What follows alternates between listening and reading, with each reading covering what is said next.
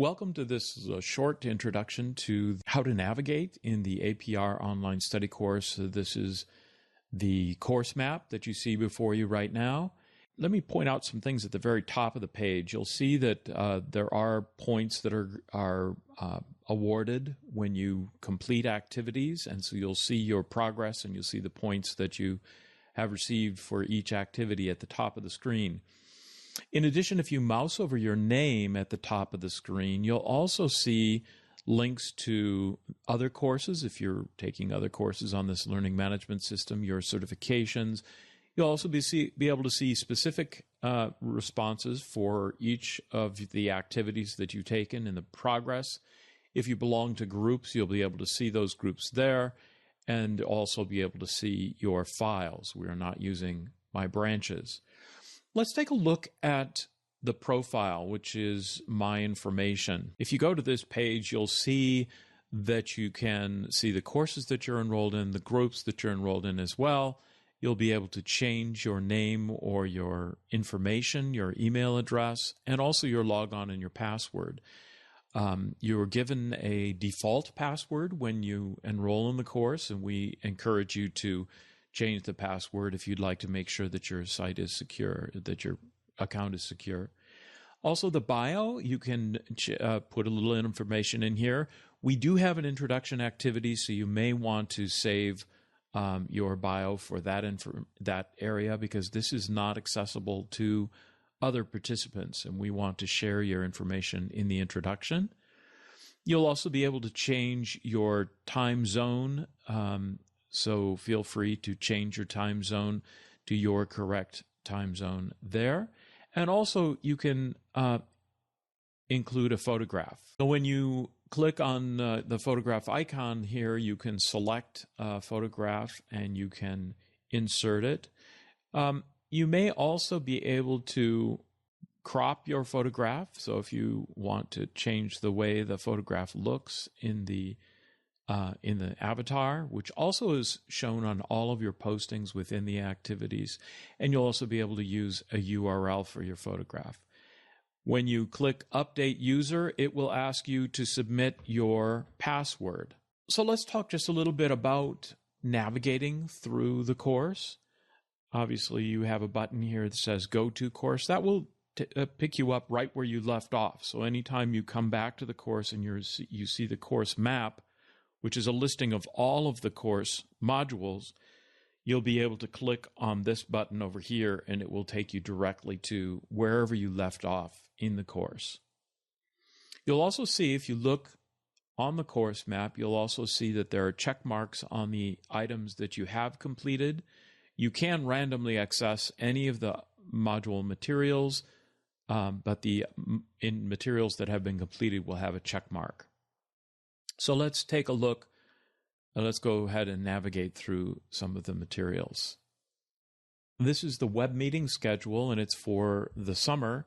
You'll see on the web meeting schedule a countdown to the next session. You'll be able, when the countdown is a few minutes before the session, you'll be able to click on this link and take you directly to the web meeting. We have another video to help you understand how to participate in the web meetings. You'll also see the schedule below, and you'll also see a link to test your computer and also a telephone number if you have technical difficulties. We use an active learning approach in the online course, so we encourage you to volunteer to join the panel, even if you just have questions and would like to have the APR facilitators help you with those questions. We encourage you to volunteer. We will ask you to read sample questions, or we'll ask you to share notes or one of the activities within the course as well. So you see the schedule here, and you're also able to volunteer for any of those particular sessions that way. Let's take a look at Module 1. Each module starts with an introduction. The next element of the modules is the readings, and the readings are designed to be done before you do the activities in the module. So we would recommend that you download the task sheet. You may print that if you'd like. It's one sheet. And then you can look at the study guide reading materials. You'll also find other handouts and also references to the short bookshelf of recommended texts. To continue to the next section of the module, you can click the button at the bottom of the page, or you can use the arrows at the top of the page. The next element in each of the modules is the scenario question formation activity. After reading the materials for this particular module, we encourage you to think about a question that may be on the APR examination based on your reading and your review of the module materials. In this activity, we also encourage you to review the APR examination question handout each time you complete this activity to help strengthen your understanding of the questions and how they're formed for the APR examination.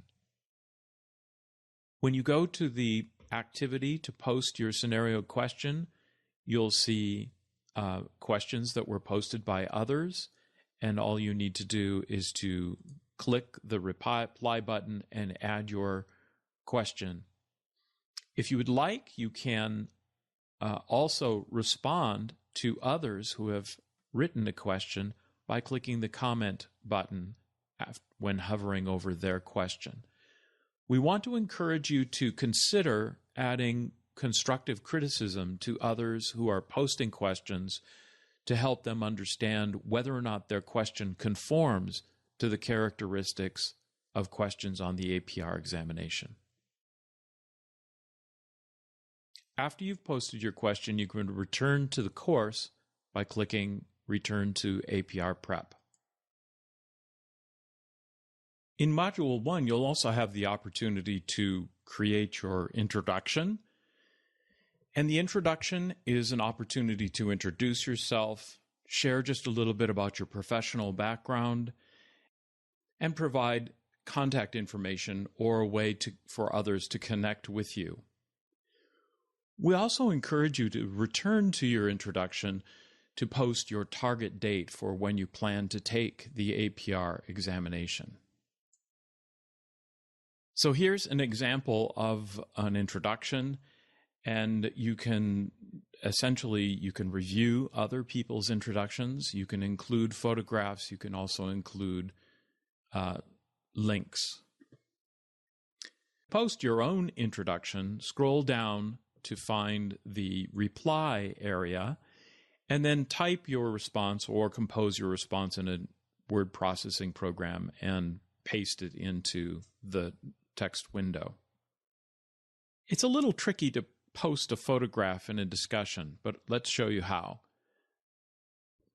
Type your name or simply a word, and then highlight that word, and then you'll see a menu. You can either bold the word, you can italicize it, you can underline it, you can create a link to that particular word, or you can create a picture. So let's create a picture, and you'll notice that it's asking for a URL. So what you can do is find the URL for a photograph of you that's already on the internet, and then you can paste that URL into that location, and that will put your photograph in the activity. If you would like to provide a link to your LinkedIn profile, you can go to LinkedIn and find your profile URL or copy the profile URL,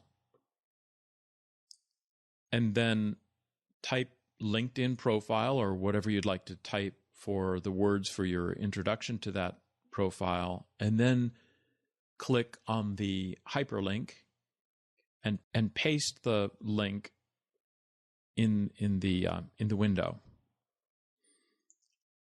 Then you'll see that is a link. You can also, if you'd like to, you can make it bold so people are aware that you have a link that goes to your LinkedIn page. And then click Reply. To return to the course, you can either go to the top of the page and go to your home, or you can also use the link Return to APR Prep. Let's also take a look at submitting an activity which is a file or a text document. This particular activity is the MBA class presentation scenario, and it's your opportunity to imagine that you are a public relations professional who's been asked to speak to an MBA class and to help them understand how public relations works with the C-suite, with the leadership in any organization. And we ask you to create some slides, although you may be able to just simply create an outline and post the outline. You'll be able to upload a file or share a URL or simply type an outline.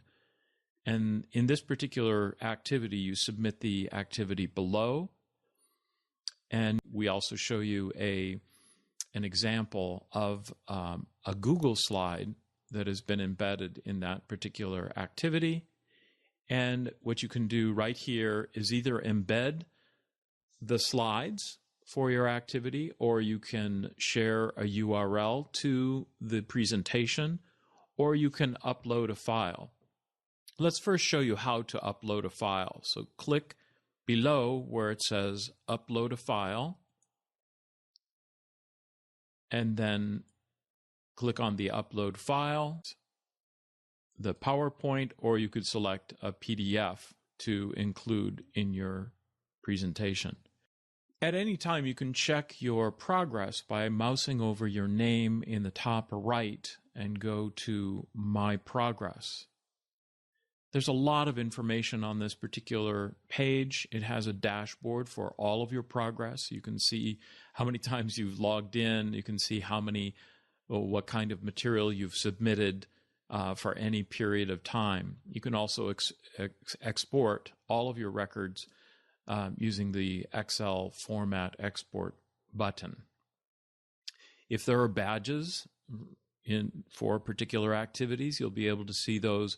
Also your certifications, your assignments, surveys, and courses and tests. Well, that's it for this short introduction on how to navigate the APR online study course. The APR online study course is a comprehensive course that covers all of the KSAs that are required to pass the APR examination.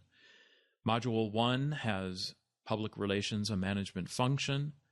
Module 2, Applying Ethics and Law. Module 3, Communication Models and Theories. Module 4, Situation Analysis and Research. Module 5, Problem and Goal and Objective. Module 6, Strategies, Tactics, and Evaluation. Module 7, Managing Issues in Crisis Communication. Module 8, Leading the Public Relations Function. And Module 9, Managing Relationships. And Module 10, Readiness Review Practice, and then your course completion. We recommend that you complete all of these activities before applying for the APR examination. We find that the most successful approach to passing the APR examination is to study first and then apply and pass the APR examination.